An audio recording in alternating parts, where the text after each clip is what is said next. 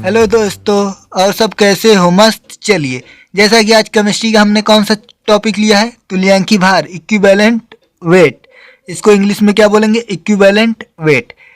यह चैप्टर बहुत ही महत्वपूर्ण है। यानी यह चैप्टर क्या है? मोस्ट क्या है? इम्पोर्टेंट है। इसलिए इस चैप्टर को आपको पढ़ना ही पढ़ना पड़ेगा। ठीक, अगर आप आईआईटी पॉलिटेक्निक का एंट्रेंस एग्जाम दे रहे हैं तो आपको पढ़ना ही पड़ेगा। पढ़ना तो पड़ेगा ही, मगर आप अदर एग्जाम के लिए भी इसको पढ़ना पड़ेगा। इसलिए यह चैप्टर पढ़ना आपके लिए बहुत ही ज़रूरी है। ठीक, चलिए, तो जैसा कि आपको दिख रहा है, इसको तुल्यांकी भार यानी इक्विवेलेंट वेट, या इसको हम क्या बोल सकते हैं? इक्विवेलेंट मास भी बोल सकते हैं ना। हाँ, तो आप इससे मत घबराइए कि हमने लिख दिया वेट और मास। क्यों? क्योंकि केमिस्ट्री में क्या होता है? वेट यानी भार किसके बराबर है? मास के। ठीक, यानी केमिस्ट्री में आप क्या देखेंगे? ठीक, केमिस्ट्री में क्या देखेंगे? भार बराबर मास, यानी भार बराबर द्रव्यमान, यानी वेट बराबर मास। यानी जहां भी वेट लिखें उसका मतलब क्या है? मास। और जहां भी क्या लिखें? मास, उसका मतलब वेट। यानी तो आपको बातें ध्यान में रखनी है कि केमिस्ट्री में क्या होता है? वेट यानी भार और द्रव्यमान दोनों एक ही चीज है, मगर फिजिक्स में क्या होता है? अलग होता है। ठीक, तो केमिस्ट्री में आपको क्या रखना है ध्यान कि वेट बराबर मास, यानी भार बराबर क्या होगा? द्रव्यमान के। ठीक, चलिए तो आगे चलते हैं। तो इसका जो डिफिनीशन है यानी परिभाषा है, वो क्या करता है? वो पेपर में नहीं पूछता कि इसकी परिभाषा क्या है। ठीक, परिभाषा पूछता नहीं है, फिर भी हम आपको क्या कर रहे हैं? इसका परिभाषा आपको बता दे रहे हैं। ठीक, मगर परिभाषा इसका कोई महत्वपूर्ण नहीं है। ठीक, जैसा कि यहाँ पर लिख दे रहे हैं, किसी पदार्थ का तुल्यांकी भार वह भार भाग है जो ऑक्सीजन के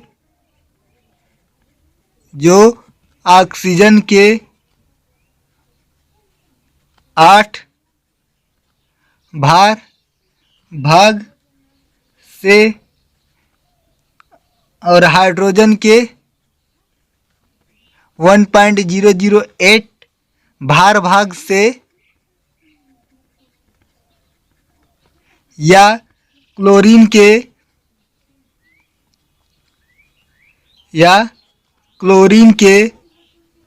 35.5 भाग से संयोग करता है। तो तुल्यांकी भार क्या है? किसी पदार्थ का तुल्यांकी भार वह भाग है जो ऑक्सीजन के कितने भाग से? 8 भाग से, हाइड्रोजन के 1.008 भाग से, या क्लोरीन के 35.5 भाग से संयोग करता है। उसे क्या कहते हैं? तुल्यांकी भार। आपको एक महत्वपूर्ण बात बताते हैं कि तुल्यांकी भार का मात्रक क्या होता है। तो आप सोचेंगे कि तुल्यांकी भार का मात्रक क्या होता है, तो आपको पता होगा। अगर पता नहीं है तो आप जान जाइए, यह भी पेपर में बहुत पूछता है कि तुल्यांकी भार का क्या मात्रक है।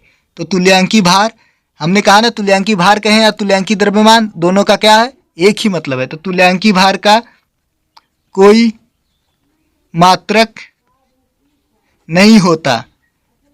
तुल्यांकी भार का कोई मात्रक नहीं होता है। ठीक, क्यों? क्योंकि यह एक तुलनात्मक संख्या है। क्यों? क्योंकि यह एक तुलनात्मक संख्या। इसलिए आपको क्या बातें ध्यान में रखनी है कि तुल्यांकी भार का कोई मात्रक नहीं होता। इसका डेफिनेशन उतना इम्पॉर्टेंट नहीं है, क्योंकि ये नहीं पूछता। आपको ये पूछेगा तुल्यांकी भार का क्या मात्रक है कि नहीं, तो आप क्या बताएंगे? नहीं। चलिए, अब हम निकालना सीखेंगे क्या? तुल्यांकी भार। जैसे कहे किसी तत्व का हमें क्या निकालना है? तुल्यांकी भार। किसका? किसी तत्व का। तो हम लिख देते हैं, तत्व का तुल्यांकी भार बराबर क्या होगा? तत्व का परमाणु भार बटे तत्व की क्या हो जाएगी? संयोजकता। ठीक, चलिए, जैसे कहें कोई तत्व है, उसका संयोजकता कितना दिया है? n का मतलब हमने n से क्या लिख दिया? संयोजकता 3 दिया है। और परमाणु भार कितना दे दिया है, 27 दे दिया। मान लो उसको हम परमाणु भार को A से लिख रहे हैं और संयोजकता को N से। तो आपको पूछ रहा है तुल्यांकी भार, और तुल्यांकी भार को किससे लिखेंगे, E से लिखेंगे। मान लीजिए हमने तुल्यांकी भार को E से लिख रहे हैं, तो तत्व का तुल्यांकी भार यानी E बराबर क्या हो जाएगा, तत्व का परमाणु भार कितना दिया है, 27 दिया है। मान लीजिए कोई क्वेश्चन था, ठीक, और संयोजकता 3 दिया है, तो कितना आ जाएगा, 9। यानी तुल्यांकी भार कितना निकल कर आ गया, 9। इस तरह आप कोई भी निकाल लेंगे क्वेश्चन, ठीक, कोई भी क्वेश्चन कर लेंगे। चलिए हम आपको दे रहे हैं एक क्वेश्चन, ठीक, क्या, एक त्रिसंयोजी तत्व का परमाणु भार 27 है, तो उसका तुल्यांकी भार ज्ञात कीजिए। ठीक, आपको क्वेश्चन दिया है कि एक त्रिसंयोजी तत्व था जिसका परमाणु भार 27 है, तो उसका हमें क्या निकालना है, तुल्यांकी भार निकालना है। ठीक, जैसा कि आपने अभी तक कर लिया होगा, क्या कर लिया होगा ना, जो पहले क्वेश्चन था वही था। कैसे, त्रिसंयोजी तत्व का मतलब जिसकी संयोजकता कितनी हो, 3। अगर हम कहते द्विसंयोजी है तो उसकी संयोजकता 2। अगर हम कहते एक संयोजी है तो उसकी संयोजकता 1। तो यहाँ पर त्रिसंयोजी था, इसकी संयोजकता 3 है। तो हम जानते हैं तत्व का तुल्यांकी भार बराबर क्या होगा, तुल्यांकी भार को इस लिख दे, तत्व का परमाणु भार बटे संयोजकता। परमाणु भार कितना दिया है, 27, और त्रिसंयोजी का मतलब जिसकी संयोजकता 3। अगर द्विसंयोजी बोल दे तो इसकी संयोजकता कितनी हो जाएगी, 2, और एक संयोजी तत्व है तो इसकी संयोजकता 1। तो आपको बातें ध्यान में रखनी है, कितना होगा, 9। एकदम सिंपल सा है। ठीक, यही क्वेश्चन ऊपर था कि संयोजकता डायरेक्ट दे दी है, यहाँ पर लिख दिया, आपको यही लिख कर आएगा कि एक संयोजी है, द्विसंयोजी या त्रिसंयोजी, तो उसका मतलब जान जाएंगे कि संयोजकता कितनी है। ठीक, चलिए, ये तो पहला टाइप था। एक टाइप, अगर कोई परमाणु दिया है, ठीक, तो उसका तुल्यांकी भार निकाल लेंगे। अगर संयोजकता नहीं देता तो भी आप कर सकते थे। कैसे, जैसे मान लीजिए हमने कह दिया सोडियम, सोडियम को आपको तुल्यांकी भार निकालना है। सोडियम का तुल्यांकी भार हो सकता है आपको संयोजकता दिया हो, नहीं दिया हो तो भी आप कर सकते हैं। कैसे, क्योंकि सोडियम का परमाणु भार पता है कितना होता है, 23। आपको संयोजकता भी पता है, कैसे, संयोजकता निकाल लेते हैं। सोडियम का इलेक्ट्रॉनिक विन्यास करेंगे, परमाणु क्रमांक 11, तो कितना आएगा, 2, 8, 10, 1, 11। जो इसके बाहरी कोष में इलेक्ट्रॉन होते हैं वही इसकी संयोजकता होती। कितने इलेक्ट्रॉन, 1, तो इसकी संयोजकता 1। तो तुल्यांकी भार कितना हो जाएगा, परमाणु भार बटे तत्व की संयोजकता 1, यानी कितना आ जाएगा, 23 आ जाएगा। इस प्रकार सोडियम आपको संयोजकता दिया है तो भी कर सकते हैं, अगर नहीं दिया है तो भी कोई भी तत्व रहेगा उसकी तुल्यांकी भार निकाल सकते हैं। चाहे कोई भी तत्व हो, कोई भी तत्व हो, उसका तुल्यांकी भार पूछेगा तो आप कर सकते हैं एकदम आसानी से। ठीक है, इसमें कोई दिक्कत परेशानी आपको नहीं होगी। चलिए देखते हैं अब टाइप नंबर कौन था, 1 टाइप था, टाइप नंबर 1। अब देखते हैं दूसरे टाइप में क्या होगा। ये हो गया पहला टाइप। ठीक, चलिए आगे देखते हैं। जैसे हम कह दें अम्ल का तुल्यांकी भार निकालना है, किसका, अम्ल का तुल्यांकी भार बराबर क्या हो जाएगा, अम्ल का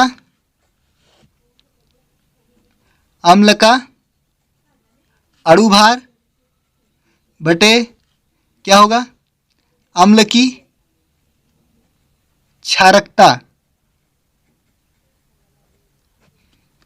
टाइप नंबर 2, यानी आपको क्या अब निकालना है, अम्ल का तुल्यांकी भार। तो आप क्या लिखोगे, अम्ल का अणुभार बटे अम्ल की क्षारकता। अम्ल का अणुभार बटे अम्ल की क्षारकता, और अम्ल की क्षारकता का मतलब क्या है, क्षारकता क्या है, जहाँ विस्थापनी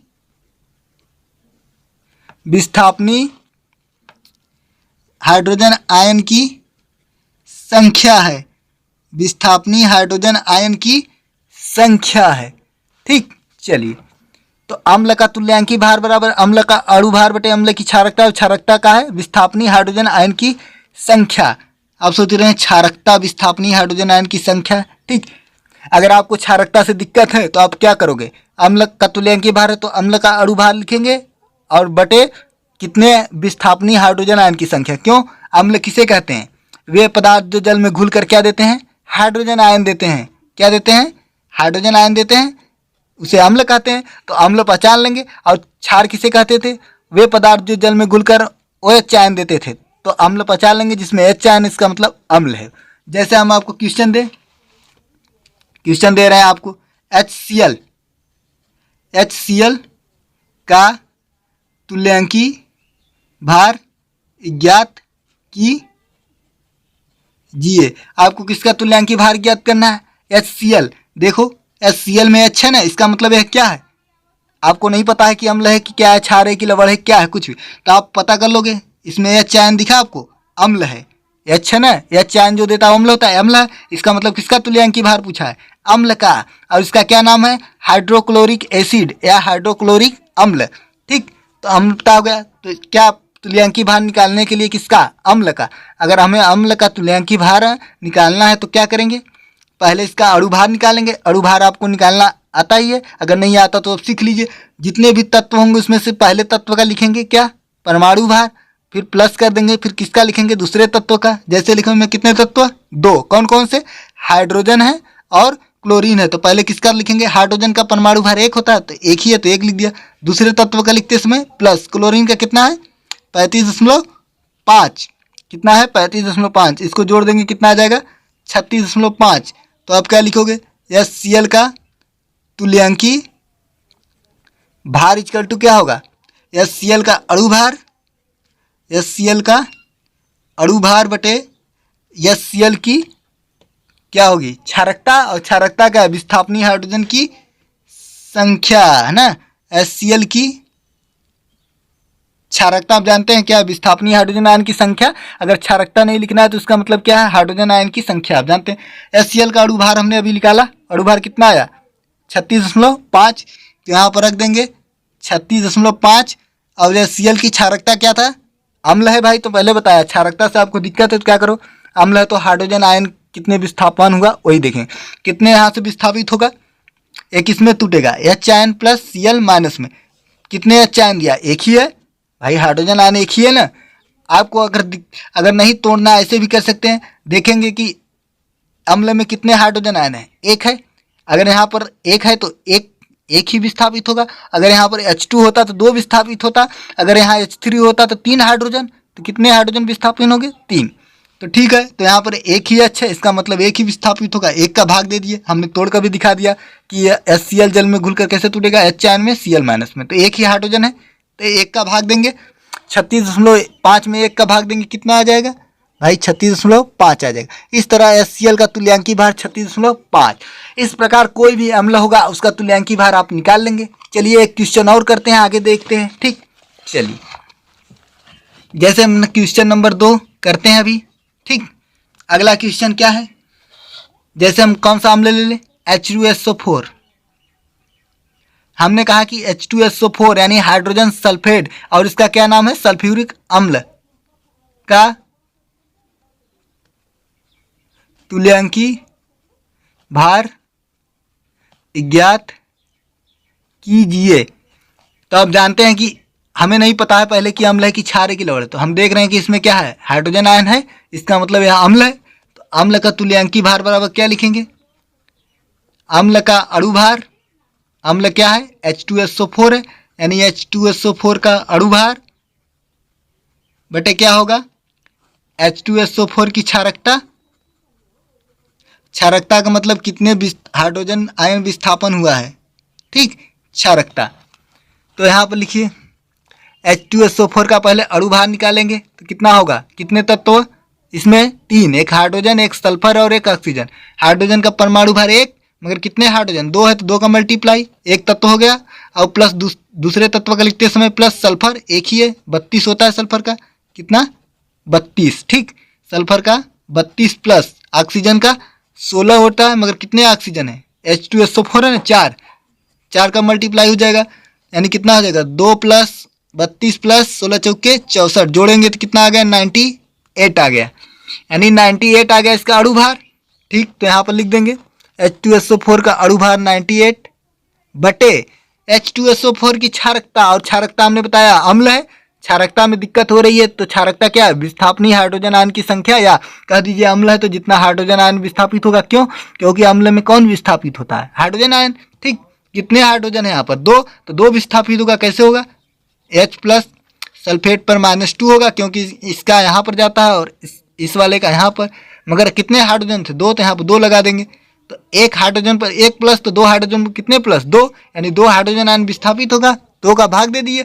अगर इससे आपको दिक्कत हो रही तो आप क्या देखेंगे, हमने कहा था क्या देखेंगे, H2SO4 में कितने हाइड्रोजन है, 2। इसका मतलब कितने हाइड्रोजन आयन विस्थापित होगा, 2 ही होगा। अगर 1 था तो 1, अगर 3 होता तो 3 विस्थापित होता। ठीक, भाग दे देंगे, कितना आ जाएगा, 2 चौके 8, 2 9 18, कितना आया 49। इस प्रकार H2SO4 का तुल्यांकी भार 49। इसका मात्रक कोई लिखेंगे नहीं, क्यों? क्योंकि इसका कोई मात्रक नहीं होता, जैसा कि पहले भी बता चुके हैं। ठीक, चलिए आगे देखते हैं। अब क्या देखेंगे, अम्ल का, किसी भी अम्ल का निकाल सकते हैं। ठीक, चलिए अब देखते हैं हम क्षार का तुल्यांकी भार निकाल। किसका, क्षार का।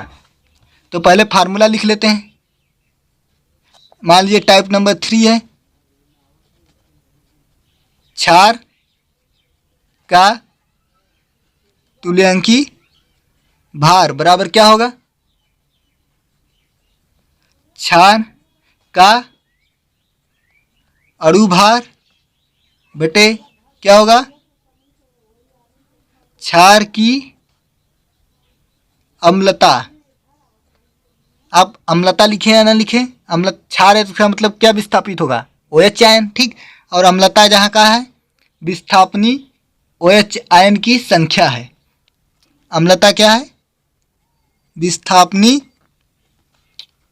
OH आयन की संख्या, यानी कहने का मतलब कितना OH आयन विस्थापित हो रहा है। ठीक, चलिए क्षार को पहचानते हैं आप।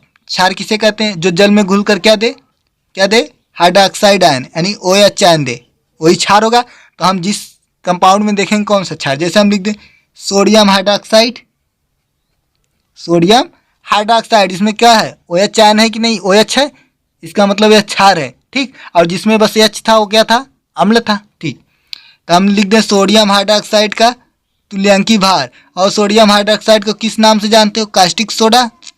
भाई सोडियम हाइड्रोक्साइड को और क्या बोलते हो, कास्टिक सोडा। तो सोडियम हाइड्रोक्साइड का तुल्यांकी भार बराबर क्या हो जाएगा, क्या होगा भाई, इसका अणु भार, सोडियम हाइड्रोक्साइड का अणु भार, क्योंकि सोडियम हाइड्रोक्साइड क्षार है, बटे सोडियम हाइड्रोक्साइड की क्या लिखेंगे, अम्लता की क्षारकता। अम्लता क्योंकि क्षार है तो अम्लता लिखेंगे, और अम्लता का मतलब विस्थापनी OH आयन की संख्या। तो पहले आइए सोडियम हाइड्रोक्साइड का अणु भार निकालते हैं, कितना होगा, यही है ना सोडियम हाइड्रोक्साइड। सोडियम का होता है, इसमें कितने तत्व, 3, सोडियम और ऑक्सीजन और हाइड्रोजन। ठीक, तो पहले सोडियम का लिख लेते हैं, कितना होगा 23। दूसरे तत्व का लिखते हैं इसमें प्लस, क्योंकि एक ही सोडियम तो एक ही रहने दे।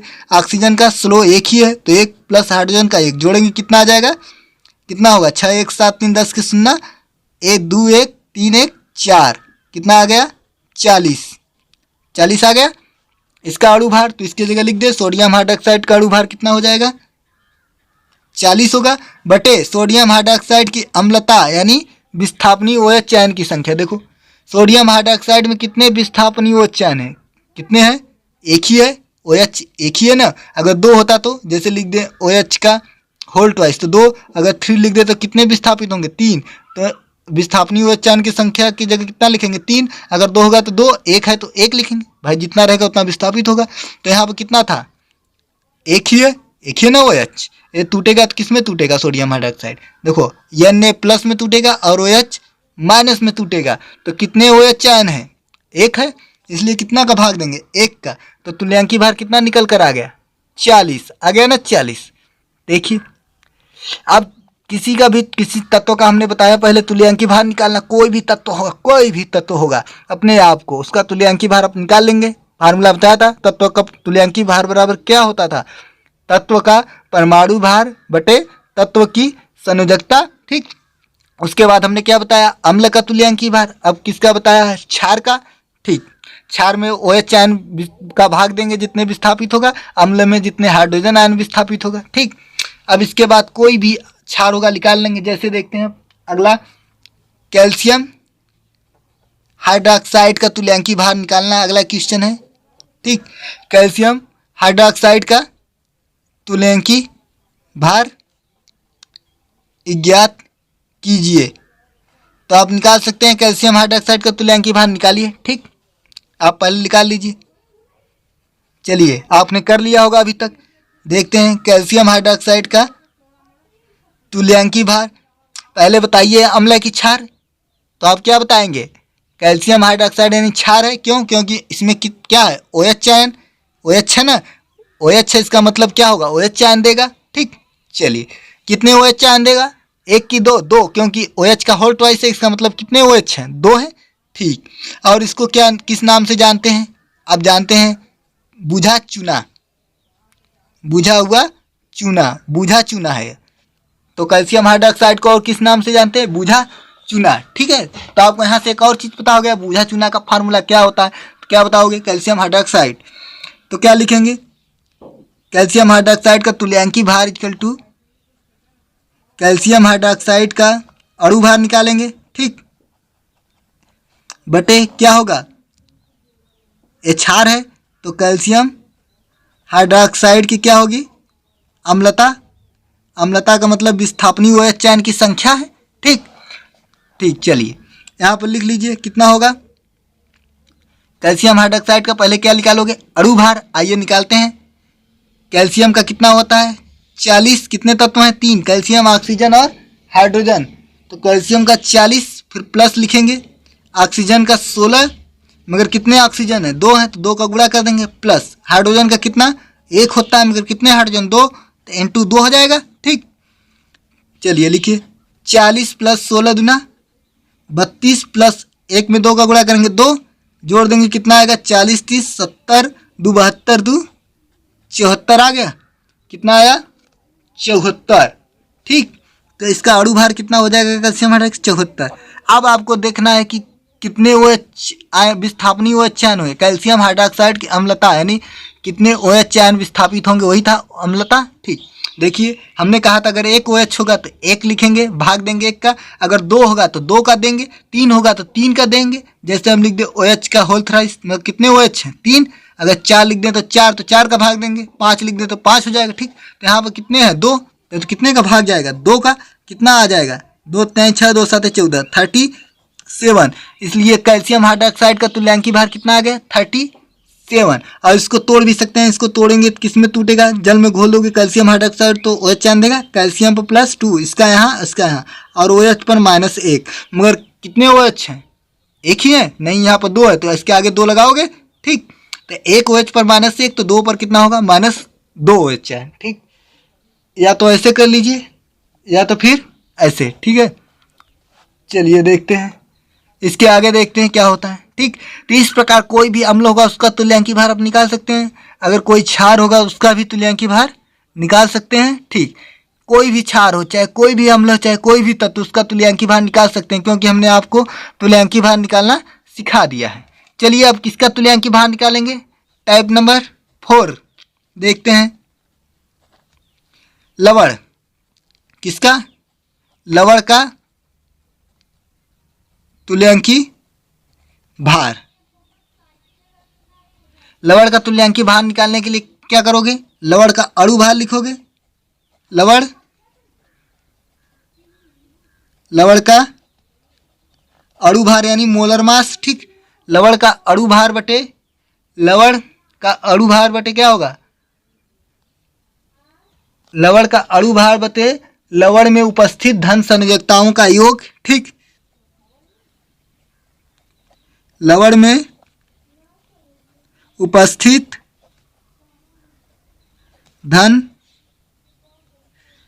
संयोजकताओं का योग। ठीक, लवण का तुल्यांकी भार कैसे निकालेंगे? लवण का तुल्यांकी भार बराबर लवण का अणु भार बटे लवण में उपस्थित धन संयोजकताओं का योग, या तो क्या लिख सकते हैं? ऋण लवण में उपस्थित ऋण संयोजकताओं का योग। ठीक, या तो आप लवण का जब अणु तुल्यांकी भार निकालेंगे तो लिखेंगे लवण का अणु भार, या धन आवेश लेंगे या तो ऋण आवेश, दोनों में से एक ही लेंगे। ऐसा न करेंगे कि दोनों जोड़ देंगे। ठीक, या तो धन आवेश लेंगे या तो ऋण आवेश। ठीक, जैसे हम कह दें सोडियम क्लोराइड का क्वेश्चन हम दे रहे हैं आपको। अब करेंगे सोडियम क्लोराइड का तुल्यांकी भार निकालिए। किसका तुल्यांकी भार निकालना? Sodium chloride. और लवण किसे कहते हैं? आप जानते हैं लवण किसे कहते थे? जब अम्ल तथा क्षार क्रिया करके क्या बनाता था? लवण तथा जल। ठीक, यानी लवण का मतलब है जिसमें ना एच आयन होगा ना OH आयन। देखो इसमें ना हाइड्रोजन आयन है ना क्या है हाइड्रोक्साइड आयन, H आयन है ना OH आयन। जिसमें ना H आयन हो ना, यानी मतलब कहने का H आयन ना हो ना OH आयन हो, उसे क्या कहेंगे? लवण। यानी इसमें ना देखो हाइड्रोजन आयन है ना OH आयन है, इसका मतलब है लवण है। और लवण का तुल्यांकी भार निकालने के लिए फार्मूला बताया है, लवण का अणु भार बटे लवण में उपस्थित धन संयोजकताओं का योग। तो आइए निकालते हैं NaCl का तुल्यांकी भार। तो क्या लिखेंगे? तुल्यांकी भार NaCl का अणु भार और बटे लवण में उपस्थित धन संयोजकताओं का योग है ऋण संघ, यानी आवेश। हम इसको आवेश को किसे लिख देते हैं? एन से यहाँ पर लिख दे रहे हैं, जिससे स्मॉल में से बहुत बड़ा लिखना पड़ेगा। ठीक, आप समझ रहे हो? या तो धन संयोजकता लोगे या तो ऋण संयोजकता लोगे, कोई एक लोगे दोनों में से। ठीक, चलिए तो पहले NaCl का क्या निकालोगे? अणु भार निकालेंगे। अणु भार निकालिए। कितने तत्व? 2, सोडियम और क्लोरीन। तो पहले तत्व का सोडियम है 23, दूसरे तो एक ही है तो एक ही रहने देंगे। दूसरे तत्व का लिखते समय प्लस क्या होगा? क्लोरीन का 35.5। इसको जोड़ देंगे कितना आ जाएगा? 5.538 3 2 5 58.5। कितना आया? 58.5 इसका अणु भार। तो आइए लिख देते हैं, सोडियम क्लोराइड का अणु भार कितना होगा? 58.5। और अब जानते हैं जब लवण होगा तो क्या देखेंगे? अम्ल था तो H आयन देखते थे, क्षार था तो OH आयन देखते थे, और जब कोई तत्व था संयोजकता देखते थे। लवण होगा तो क्या देखेंगे? कोई धन आवेश या ऋण आवेश, दोनों में से एक। तो देखो सोडियम क्लोराइड कैसे बना है भाई? सोडियम क्लोराइड को तोड़ो किस में टूटेगा? Sodium ion plus chlorine minus में। ठीक, एक धन आवेश होगा एक ऋण आवेश। तो उस भाई कोई भी यौगिक बना होगा तो उसमें क्या होंगे? 2 कंपोनेंट, एक धन आवेश और दूसरा ऋण आवेश। तो पहला क्या होता है? धन आवेश, दूसरा ऋण आवेश। क्या होता है? पहले अधिकतर क्या होता है? धन आवेश, फिर बाद में ऋण आवेश। तो पहला धन आवेश कितना? 1, और ऋण आवेश एक ही होगा। क्यों? क्योंकि सब में एक ही देखो, एक सोडियम एक क्लोरीन, तो इसका यहाँ पर इसका यहाँ पर। ठीक, तो या तो धन आवेश लो या तो ऋण आवेश। तो आप कोई भी ले सकते हो। मान लिया हमने धन आवेश लिया, कितना होगा? कितने धन आवेश हैं सोडियम पर? 1, इसलिए कितना का भाग होगा? 1 का। ठीक, अगर 2 होता तो 2 का भाग होता, तो कितना आ गया? 58.5। किसका तुल्यांकी भार आ गया? सोडियम क्लोराइड का तुल्यांकी भार 58.5 आ गया। इस तरह आप आसानी से कर लेंगे। चलिए अगला हम अगर क्वेश्चन दे दें आपको, ठीक, क्या दे दें? अगला क्वेश्चन आप करेंगे, आपको हम दे रहे हैं, जैसे हम कह दें कैल्शियम क्लोराइड का तुल्यांकी भार निकालिए। कैल्शियम क्लोराइड का तुल्यांकी भार ज्ञात कीजिए। तो आपको देखते ही पता चल गया कि क्षार है कि अम्ल है कि लवण। तो क्या है? लवण है, क्योंकि ना इसमें हाइड्रोजन आयन है ना OH आयन है, तो लवण है। तो लवण का तुल्यांकी भार जानते हैं आप कैसे निकालते हैं? लिखेंगे कैल्शियम क्लोराइड का तुल्यांकी भार। अब तक आपने कर लिया होगा। कैल्शियम क्लोराइड का क्या लिखेंगे? अणु भार लिखेंगे बटे क्या होगा? आवेश, यानी लिख दिए धन आवेश या ऋण आवेश, कोई भी एक लेंगे। चाहे धन लीजिए चाहे ऋण लिए। पहले इसका निकाल लेते हैं। क्या निकालेंगे? अणु भार। तो कितने तत्व? 2, कैल्शियम और क्लोरीन। कैल्शियम का होता है 40 और क्लोरीन का कितना होता है? 35.5 होगा। मगर कितने क्लोरीन है? 2 है तो 2 का गुणा हो जाएगा। 35.5 है ना, 35.5, 2 का गुणा करेंगे कितना आ जाएगा? 70 और प्लस 40 जोड़ देंगे कितना आ जाएगा? 110। यानी इसका अणु भार कितना आ गया? कैल्शियम क्लोराइड का 110 आ गया। अब देखना है धन आवेश लेंगे या ऋण आवेश। लवण है तो क्या देखेंगे? धन आवेश या ऋण आवेश। तो भाई कितने इस पर धन आवेश ऋण आवेश हो, उसके पहले इसको तोड़ देंगे। जानते हो पहला तत्व प्लस और दूसरा माइनस होता है। तो क्या लिखेंगे? कैल्शियम पर प्लस, मगर कितने प्लस होगा? इसका नंबर यहाँ पर जाता है, इसका नंबर यहाँ पर। इस कैल्शियम 1 है तो क्लोरीन पर 1 जाएगा, और कैल्शियम प्लस कितने जाएगा? 2।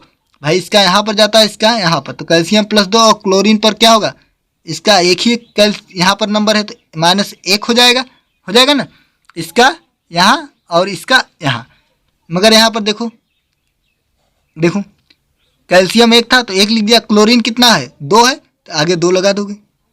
इस लवण में जितने धन आवेश होगा उतना ही ऋण आवेश। देखिए 1 क्लोरीन पर -1 तो 2 क्लोरीन पर कितना होगा -2 हो जाएगा, यानी कितना आवेश लेंगे, अगर माइनस लेंगे आवेश तो 2 का भाग होगा, अगर प्लस भी लेंगे तो कितना का भाग होगा 2 का। एक कैल्शियम पर कितना है +2 4, यानी 2 का भाग दे दे, कितना आ जाएगा, कितना आया 55।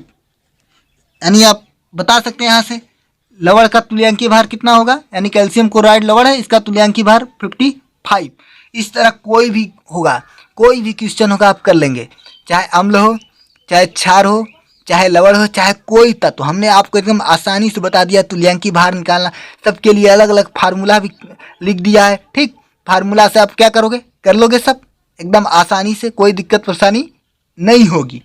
चलिए आपको एक क्वेश्चन और देते हैं, अगर यह क्वेश्चन आपने कर लिया समझिए काम। चलिए आपको एक क्वेश्चन नहीं होमवर्क देते हैं।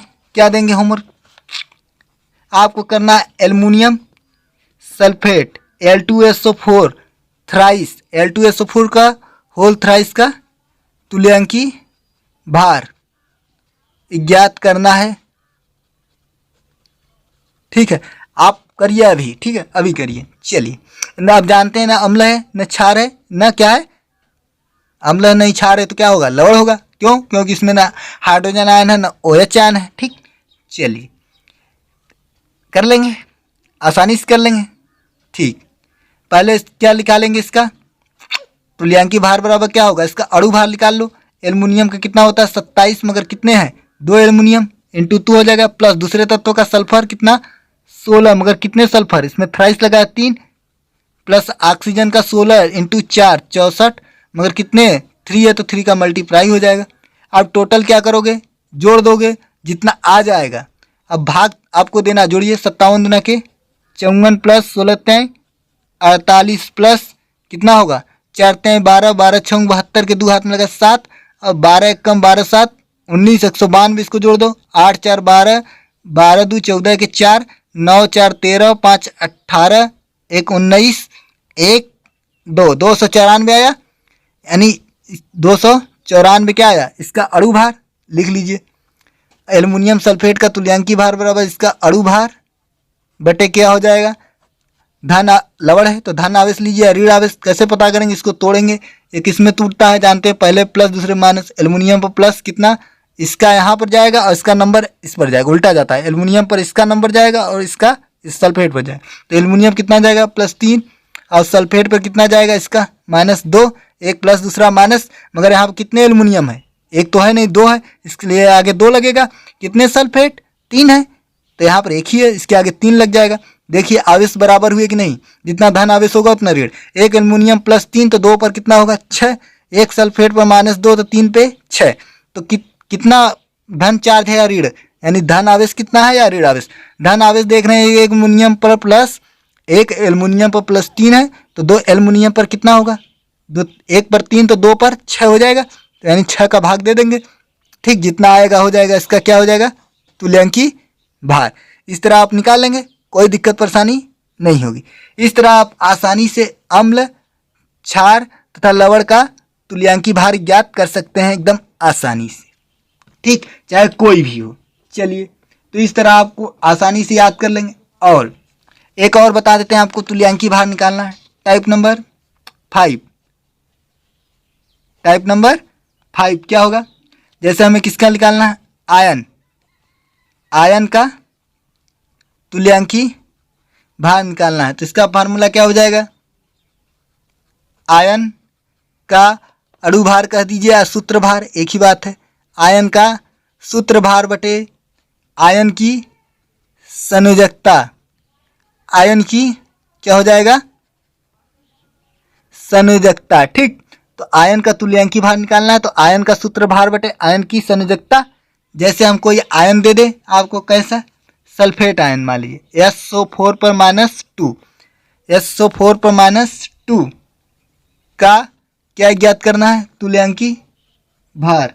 तो कैसे ज्ञात करेंगे, SO4 पर -2 का तुल्यांकी भार हमें निकालना है। तो भाई ये आयन है कि नहीं, सल्फेट आयन, इसको क्या बोलेंगे, सल्फेट आयन। क्या है, SO4 पर -2।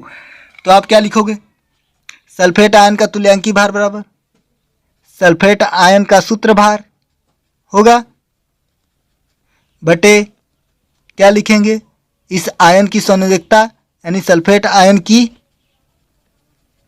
संयोजकता लिख लेंगे, बराबर क्या हो जाएगा, सल्फेट आयन का सूत्र भार यानी अणु भार निकालेंगे।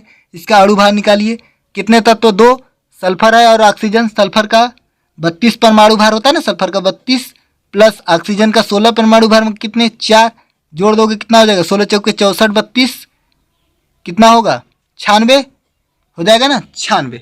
ठीक है, अब देखिए अणु भार हमने निकाल लिया, कितना आया, 96 बटा सल्फेट आयन की संयोजकता, आयन यानी आयन का जितने आयन होंगे उस यौगिक पे वही होगा उसका संयोजकता। कितने आयन है सल्फेट पर, -2 1 2, तो इसलिए कितना हो जाएगा, 2 हो जाएगा, 2 है। अगर 3 माइनस होता तो कितनी संयोजकता हो जाती इसकी, 3। अगर +2 होता तो संयोजकता कितनी, +2।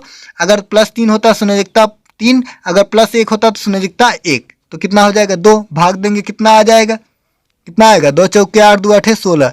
इस प्रकार सल्फेट आयन का तुल्यांकी भार कितना आ गया, 48। ठीक, चलिए इस तरह कोई भी आयन दिया होगा आप निकाल सकते हैं। ठीक, चाहे प्लस में दिया हो चाहे माइनस। आयन 2 प्रकार के होते हैं, एक कटायन एक एनायन। कटायन का मतलब पॉजिटिव, एनायन का मतलब नेगेटिव। चलो ठीक है, जितना प्लस होगा उस पर, जैसे हम लिख दें, चलो लिख दें कार्बोनेट आयन, इसका तुल्यांकी भार निकालना है, यानी इसका सूत्र भार यानी अणु भार लिखेंगे और बटे इसकी संयोजकता कितनी होगी, 2 -2 इस पर तो 2 लिखेंगे। अगर हम कह दें एल्युमिनियम +3 इसकी संयोजकता निकालो, तो एक कौन सा आयन है, एल्युमिनियम आयन है, तो इसका लिख लेंगे परमाणु भार, एक ही है तो अणु भार लिखिए चाहे परमाणु भार। ठीक, बटे इसकी संयोजकता कितनी है, इस पर +3 चार्ज है तो कितना भाग देंगे, +3 से। अगर हम लिख दें कैल्शियम +2, इस आयन का तुल्यांकी भार निकालिए, तो इसका परमाणु भार, ठीक, बटे इसकी संयोजकता कितनी होगी, 2 होगी। ठीक, इस तरह आप कोई भी आयन होगा उसका तुल्यांकी भार निकाल लेंगे, कोई भी अम्ल होगा उसका तुल्यांकी भार निकाल लेंगे, कोई भी क्षार होगा उसका तुल्यांकी भार निकाल लेंगे, और कोई भी तत्व होगा उसका तुल्यांकी भार निकाल लेंगे। इस तरह कहने का मतलब ये हुआ कि आपको जितना भी पढ़ें किसी का भी तुल्यांकी भार होगा आप आसानी से ज्ञात कर लेंगे और एक ही बार में ज्ञात कर लेंगे, कोई दिक्कत परेशानी नहीं होगी आपको। चलिए।